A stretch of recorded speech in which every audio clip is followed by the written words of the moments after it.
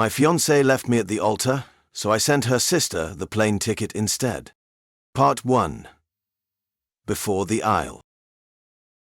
People always say you just know when you've found the right person, that there's this click, this quiet certainty that settles in your chest like gravity. That's how it was with Emily. At least, that's how I thought it was. From the first time I met her, everything just moved fast. We matched on an app, exchanged maybe 5 messages, and then met for coffee the next day. 1 hour in, I was sure I'd marry her. A year later, I was actually planning to. Emily was warm and sharp and had that energy that made you feel like the center of the universe. She had a way of locking eyes when you talked, like she didn't just hear you, she saw you. My friends said I was moving too fast, but what do they know? Half of them are in relationships that died 3 months ago and just haven't been pronounced yet. Emily and I were different. We clicked. We fit, or so I believed. The proposal happened at the cabin her family rented every summer. I got down on one knee by the lake, just as the sun dipped behind the trees. She gasped, cried, said yes. Her sister, Alana, was the first to hug us. Everyone else followed. That whole week was perfect in the kind of way you don't really trust while it's happening. Looking back, it feels like a lie I willingly stepped into. Planning the wedding was intense. Emily wanted something intimate but unforgettable, her words. So we booked a small vineyard outside the city, big enough for 80 guests, small enough to feel personal. She obsessed over every detail: flowers, chairs, lighting, table cards. I tried to be involved, but she liked control. I told myself that was okay. She cared more about the aesthetics than I did. I was just excited to marry her. There were a few moments, just flickers, when something felt off, like how she snapped at the florist for bringing the wrong shade of white roses, then played it off with a laugh, or how she never let me near her phone after 10 p.m. But I dismissed those things. Every couple has quirks. No one's perfect. Besides, whenever I'd ask if everything was all right, she'd look me straight in the eye and say, "I can't wait to be your wife." That was enough. Her family loved me. Her mum would squeeze my hand at dinners and say how happy she was that Emily had finally found someone grounded. Her dad offered to help with the honeymoon costs. And Alana, her younger sister, was always around, always smiling, always supportive. I never thought much about her at the time. She was just Emily's cool, fun sibling. We joked around, but nothing ever crossed a line. The final week before the wedding was a blur. Last-minute calls, suit fittings, playlist edits. Emily was both excited and exhausted. "I feel like I'm living in a dream," she told me 2 nights before. "I can't believe I get to spend forever with you." I kissed her forehead and told her the dream was just getting started. But something in her eyes, something didn't match the words. The night before the wedding, we stayed in separate hotels, like tradition suggested. I couldn't sleep. Not from nerves, but from excitement. My best man, Ryan, ordered pizza to the room, and we stayed up late watching bad movies and talking about the future. He asked if I was sure. I laughed and said, "More sure than anything I've ever done." I believed it. The morning came, bright and warm. Perfect weather. No wind, no clouds, just sunlight breaking through tall trees around the vineyard.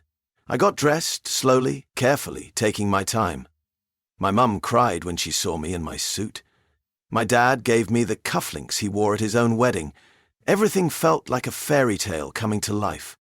Guests arrived, music played, wine poured. The ceremony was set to start at 3 p.m. sharp. At 2:50, I stood with Ryan under the floral archway, facing the guests, palms sweaty, heart racing. I glanced back toward the path where Emily would walk down. No sign of her. That was fine. Brides are always fashionably late. At 3:05, someone whispered in Ryan's ear. His expression changed. Subtle, but tight. I felt it before he even turned to me. Something was wrong. I waited for him to tell me it was a joke, that Emily needed 5 more minutes.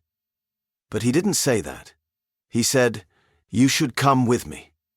And I followed, not knowing I was walking away from the life I thought I was about to start. Part 2. The Empty Aisle. Ryan led me away from the ceremony site with a kind of silence I'd never seen in him before. We'd been best friends since high school. He always had something to say, some sarcastic comment or stupid joke.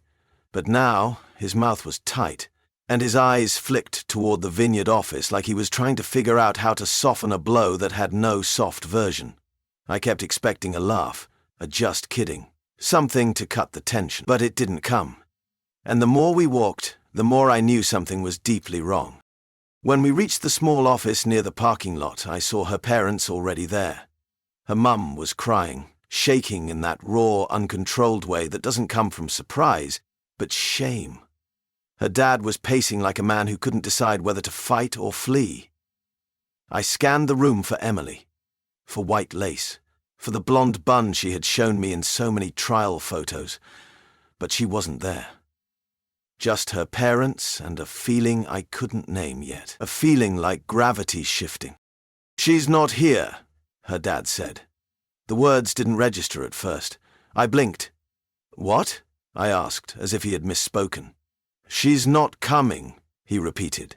I stared at him, waiting for the part where he explained she was sick or late or panicking and hiding in the car. But that part never came. Her mum buried her face in her hands, and her dad looked like he had been carrying this knowledge for hours already. "She got on a flight this morning," he said finally. "Said she couldn't do it. Said she needed space." I didn't move. I didn't even blink. A flight, not a call, not a text, a plane, on our wedding day. I felt something inside me snap, but not like glass, more like fabric tearing slowly down the middle. The room was quiet except for her mother's sobs and the sound of my own breath catching in my throat. I asked, "Where did she go?" He shook his head. "She wouldn't tell us." I turned to Ryan, but he looked just as stunned as I was. "What do I tell the guests?" I asked. Her mum opened her mouth, but her dad answered first. "We'll handle it. We'll tell them you're both okay, that something came up, that—" I cut him off. "No, you don't get to lie about this." He recoiled, but I didn't care. I was done protecting anyone's image.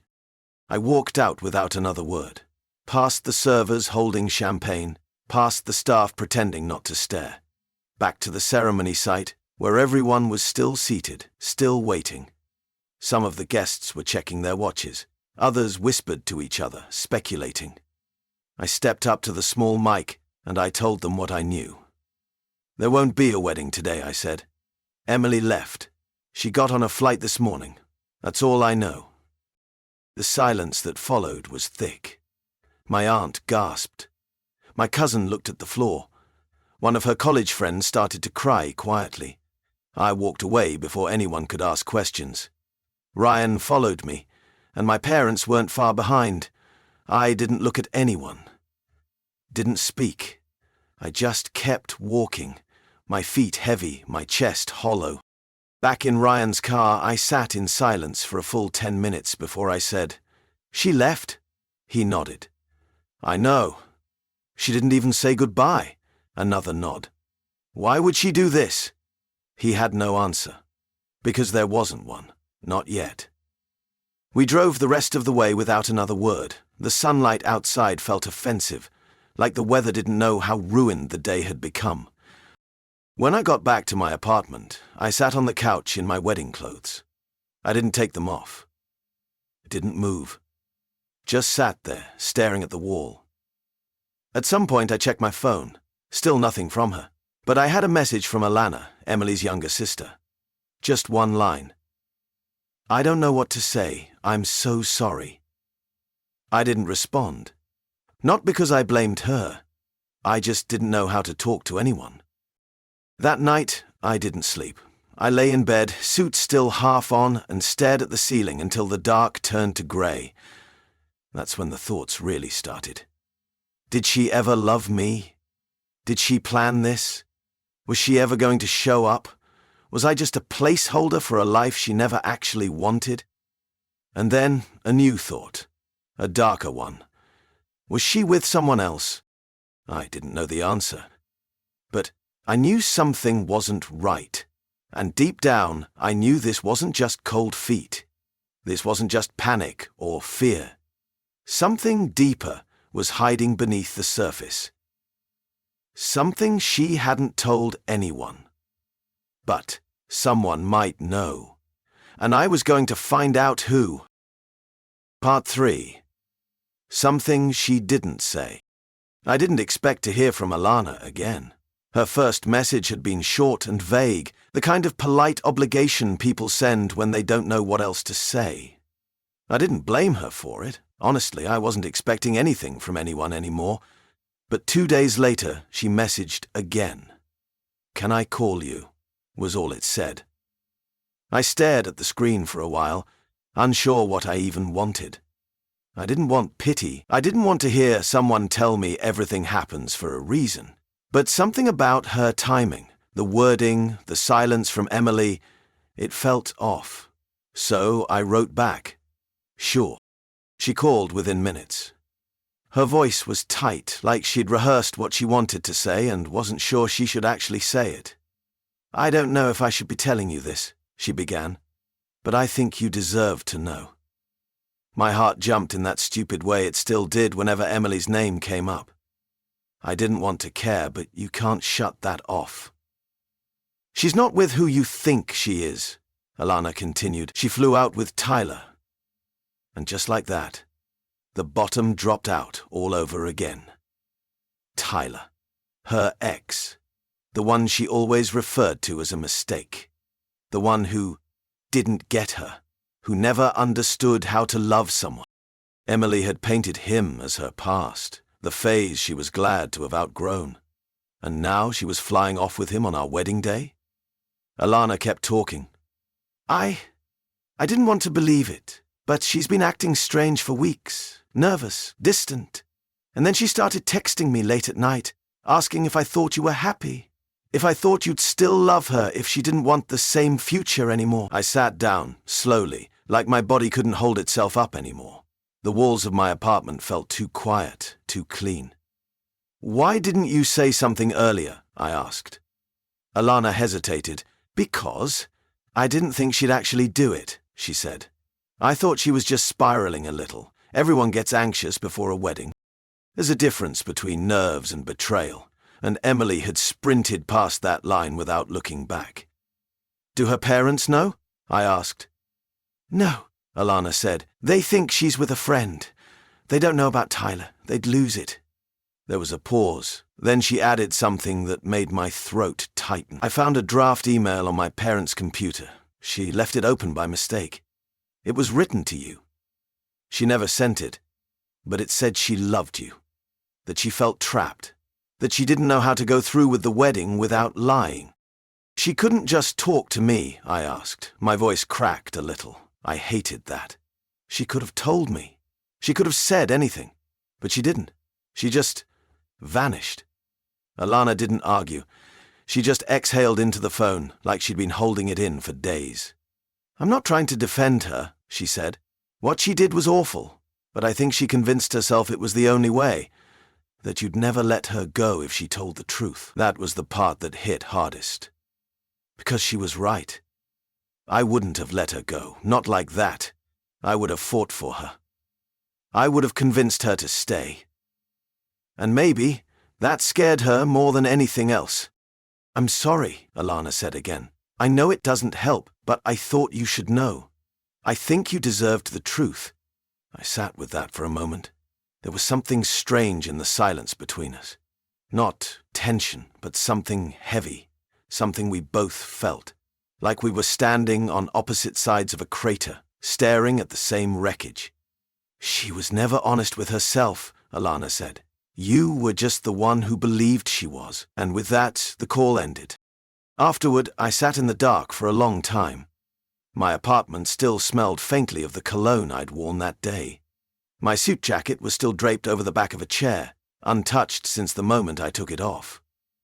I opened the drawer in my coffee table and pulled out the envelope with our plane tickets. 2 seats, side by side, non-refundable. Departing in 4 days, my name next to hers, printed neatly like we were still a team, like none of this had happened.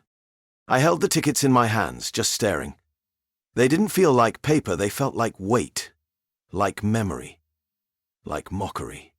I thought about tearing them in half, lighting them on fire, but I didn't. Instead, I slid them back into the envelope and placed it gently on the table. I didn't know why I was keeping them. Maybe part of me still wanted to believe there was a version of this story that didn't end the way it had, but then a different thought crept in. A colder one. A voice I hadn't heard before, low and steady. What if I didn't waste the tickets? What if I made them mean something else?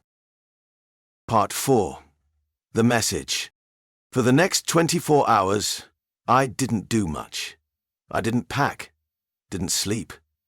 I just let the thought take root. The plane ticket was sitting there like a loaded gun on the table. It had been meant for a honeymoon, for celebration, for closure. But now it was something else entirely. A reminder, a challenge, and maybe, if I let it, an opportunity. I kept telling myself it wasn't about revenge, that I wasn't trying to win or hurt her. But the truth was more complicated. I wasn't angry in the way people expected. I didn't want to scream or smash things. I just wanted to reclaim the story. I wanted to turn the page on my terms, not hers. And somewhere between that intention and the impulse came the idea. I opened my phone and scrolled down to a name I hadn't expected to see again so soon. Alana. The last conversation was still there. Her voice, her sympathy, the quiet sadness we'd shared on the call. I hesitated for a moment, then typed a single sentence. "You busy this weekend?" It didn't take her long to respond. "Why?" I stared at the screen, fingers hovering. Then I told her the truth. "I've got a non-refundable ticket, first class, 5-star hotel. I was supposed to be on it with your sister. I'm not looking for anything weird. I just don't want it to go to waste. You deserve a break from all this too." Silence for a few minutes. Then, "That's the craziest idea I've ever heard. Is that a yes or a no? When do we leave?" I didn't know what I expected from her. Maybe politeness, maybe a hard no. But I didn't expect a yes. And when it came, it felt strange. Not romantic, not dramatic, just real. Two people, both betrayed by the same person, deciding they didn't want to sit in the ashes anymore. The next few days passed like fog. We didn't talk much in between, just the basics. Flight times, hotel info, meeting point at the airport. I didn't tell anyone else. Not my parents, not Ryan. This wasn't something I needed to explain. It was just something I needed to do. When I saw her at the gate, it was surreal. She looked tired, but different, less guarded than before. She smiled when she saw me, and I realized it was the first genuine smile I'd seen in over a week. We didn't hug, didn't do the awkward small talk. We just boarded the plane like we were supposed to be there. First class was quiet, comfortable, like another world. She looked out the window for a long time, then finally turned to me. "Do you think she knows?" she asked. I didn't answer right away. "If she does, I hope it hurts a little." That was the closest I'd come to bitterness, and she didn't judge me for it. The flight was peaceful, no drama, no pressure, just the low hum of altitude and shared silence. When we landed, the driver held a sign with both our last names. We laughed at that. It felt strange and perfect at the same time. The hotel was ridiculous. High-end everything. Champagne at check-in. A suite with 2 bedrooms and a view that looked like it belonged in a travel magazine. I had booked it months ago, imagining that this was where we'd start our life together. I had never imagined this version. We dropped our bags and just stood in the middle of the room for a moment. Alana looked around, then at me. "You sure this isn't weird?" she asked. I shook my head. "It's weird, but not bad weird." She nodded. "Good, because I could really use weird right now." That night, we ordered room service and sat on the balcony. No wine, no flirting, just food and air and distance from the mess we left behind. She told me things I didn't know about Emily, Things that explained more than they excused. Her patterns, her fears, how she had always needed a way out, even when there was no cage. "I think she wanted to love you," Alana said. "But she never learned how to love herself without condition." I didn't know how to respond to that, so I didn't try. The next morning we went hiking. The morning after that, we rented bikes and explored the coastline. We didn't talk about Emily much. We didn't need to. Being away from everything made it feel distant, like a story we had both read in the same book, but no longer needed to reread. On the last night, as we sat on the edge of the pool, feet in the water, she turned to me. "You know," she said, "this could have been really messy." I smiled. "It still might be." She laughed. "Yeah, but it's been kind of beautiful, too." I didn't say anything, just nodded, because she was right. And when we flew home the next day, I felt something I hadn't expected. Lighter. Part 5. When the world found out. Coming home felt stranger than leaving. The flight back was quiet but easy. No tension between us. Just a shared understanding that whatever this had been, it mattered. I didn't feel angry anymore, not really. I didn't even feel confused. It was more like I'd finally stepped out of the fog. I could see everything clearly now, and none of it looked like I thought it would. Alana and I said goodbye at the airport without ceremony. No hugs, no plans, just a mutual glance that said, that was real, and it's ours. I took a cab home and stepped into my apartment like it belonged to someone else.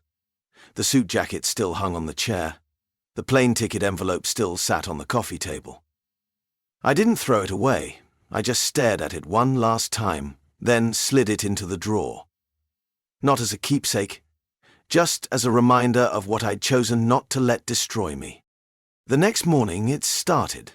A friend texted me a link to a photo, just a blurry image, me and Alana standing at the hotel entrance, laughing about something. The caption was pure internet fire. Left at the altar? Not exactly. I didn't know who took it. I didn't care. Within hours, it was everywhere. Social media, forums, gossip accounts. People were already spinning their own versions of the story. Some thought it was fake. Some thought I had planned it from the start. But most just thought it was brilliant. That same night, Emily messaged me for the first time since she vanished. "So this is who you really are?" No greeting, no apology, no acknowledgement of what she had done, just projection. I didn't answer. 2 hours later, another message. "I can't believe you'd do this to me. And with her?" Still, I said nothing. There was nothing left to say.